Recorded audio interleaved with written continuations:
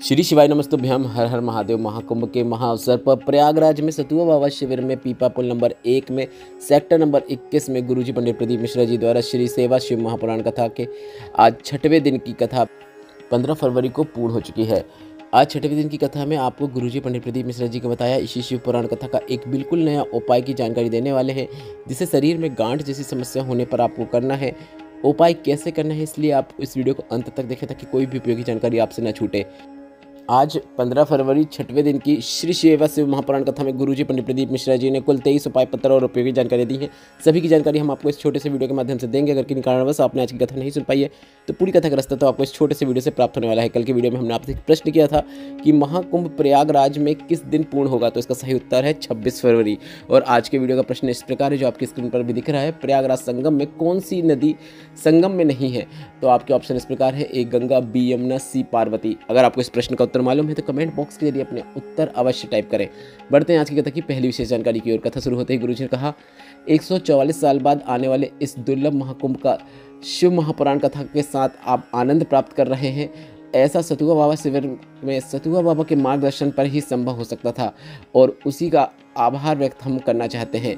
बढ़ते हैं आज की कथा की दूसरी विशेष जानकारी की ओर। गुरुजी ने कहा, आज कथा का 6वां दिवस है, जिसमें हम शिव महापुराण की जो रात्रि होती है उसे हम शिवरात्रि मानते हैं।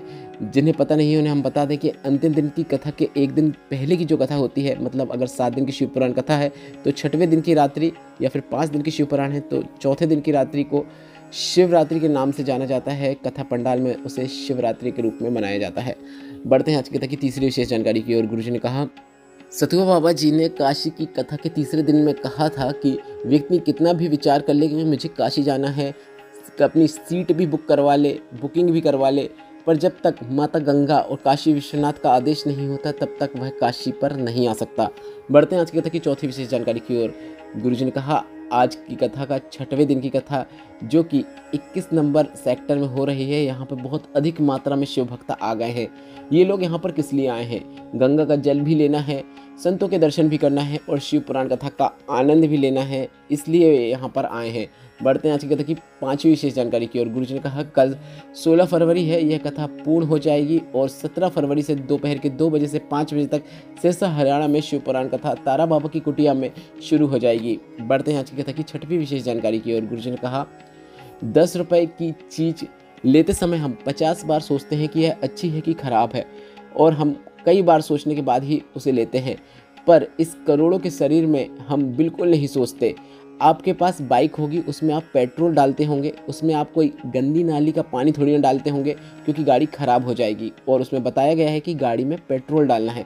उसी तरह परमात्मा ने यह शरीर दिया है हमें अन्न डालने के लिए। आपको सिर्फ अन्न का और पानी का उपयोग करना चाहिए, पर लोग मांस, बीड़ी, सिगरेट और शराब को अपने शरीर के अंदर डाल देते हैं। फिर जब शरीर रूपी उनकी गाड़ी खराब हो जाती है तब वह पछताते रह जाते हैं और रोते रह जाते हैं। बढ़ते हैं आज की कथा की 7वीं विशेष जानकारी की ओर। गुरुजी ने कहा, पुण्य क्या है?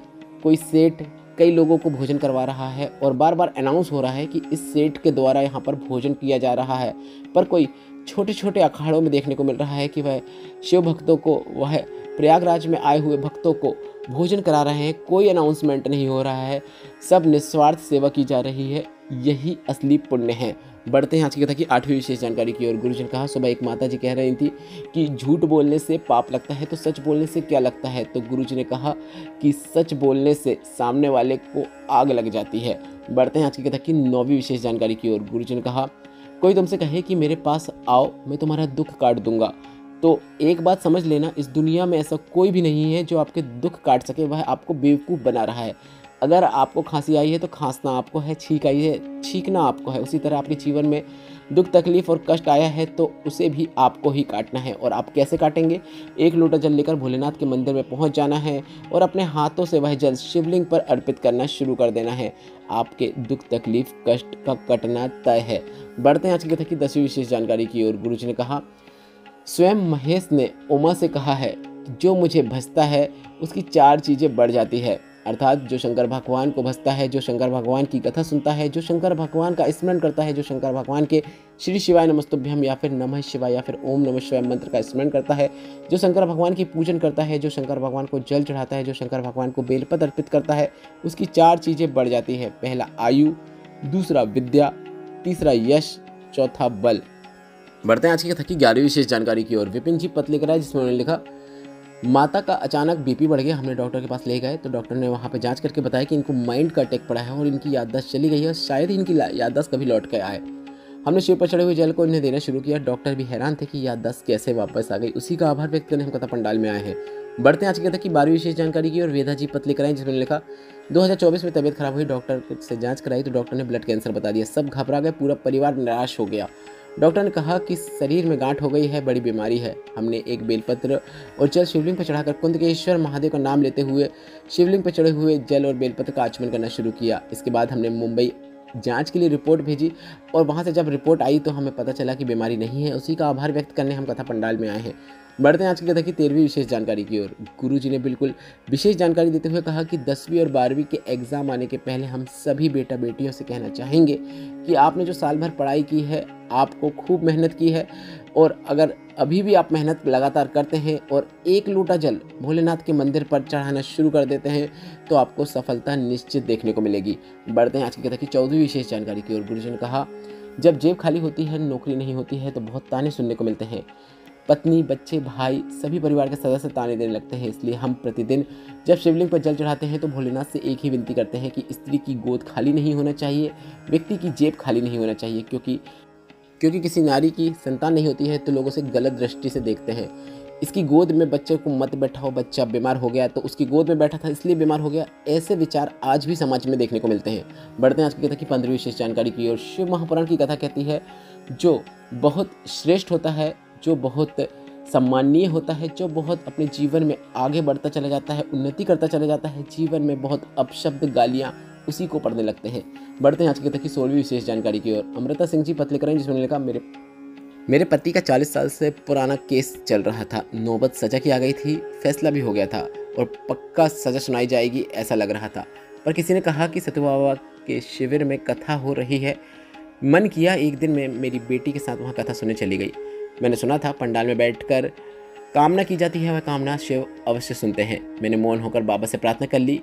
कोर्ट ने अगले ही दिन अपना फैसला बदल लिया और मेरे पति को बरी कर दिया। उसी का आभार व्यक्त करना चाहते हैं। बढ़ते हैं आज की कथा की 17वीं विशेष जानकारी की ओर। दीपू जी पत्र लेकर आए जिसमें लिखा, मेरी छोटी बहन का 7 साल का लड़का था। डॉक्टर दिखाया तो डॉक्टर ने उसकी दोनों किडनियाँ खराब हो गई ऐसा बताया। दूसरे हॉस्पिटल में दिखाया, वहाँ पर भी ऐसा बताया और किडनी का डायलिसिस शुरू हो गए। हर महीने वह हॉस्पिटल में रहता और उसके डायलिसिस चलते रहते। फिर किसी के कहने पर हमने शिव पर चढ़े हुए जल को उसे देना शुरू किया। डॉक्टर ने कहा पूरी लाइफ डायलिसिस होगा, पर 1 से 2 महीने डायलिसिस चलता रहा, फिर धीरे धीरे डायलिसिस बंद हो गया। उसी का आभार व्यक्त करना चाहते हैं। पर इसके साथ ही हमने दवाइयाँ भी जारी रखी, शिव पर चढ़े हुए जल का उसे आचमन भी कराया। बाबा की कृपा हुई है। बढ़ते हैं आज की कथा की 18वीं विशेष जानकारी की ओर। गुरुजी ने कहा, सभी से कहना चाहेंगे कि आपको कभी भी भूल कर भी शिव की निंदा नहीं सुनना है।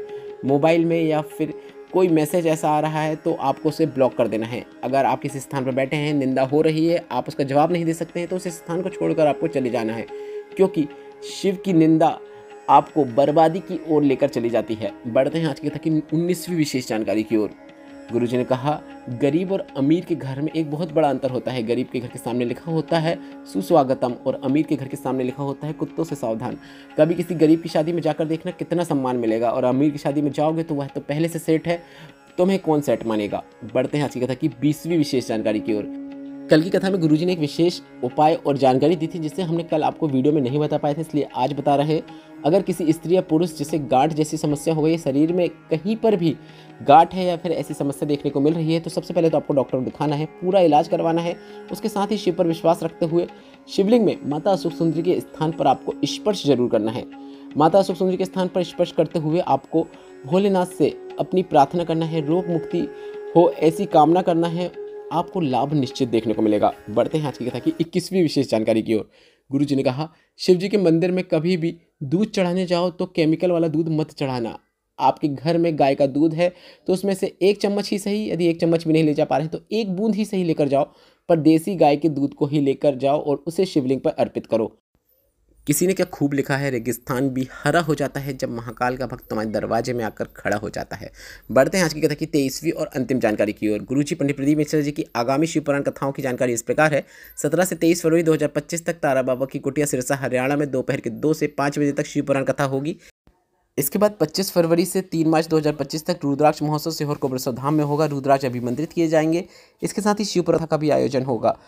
इस वीडियो में बताई गई जानकारी और उपायों से संबंधित कोई प्रश्न हो तो वे आप कमेंट बॉक्स के जरिए पूछ सकते हैं। मेरे द्वारा दी गई जानकारी अगर आपको थोड़ी सी भी उपयोगी लगी हो तो इस वीडियो को लाइक करके कमेंट बॉक्स में श्री शिवाय नमस्तुभ्यम या फिर हर हर महादेव अवश्य टाइप कीजिएगा। श्री शिवाय नमस्तुभ्यम, हर हर महादेव।